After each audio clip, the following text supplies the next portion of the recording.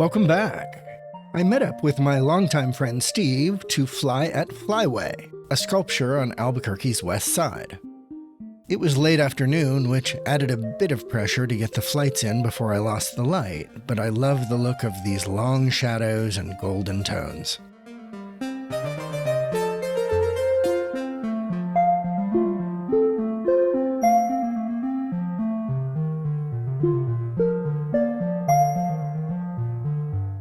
This was my second flight at this location.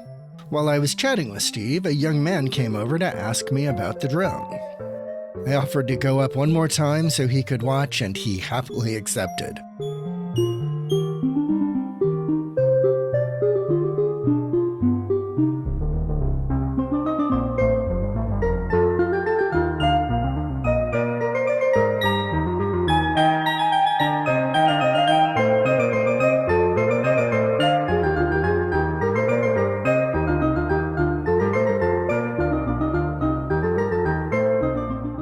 I was hoping to fly some other sculptures nearby, but sadly the road was closed.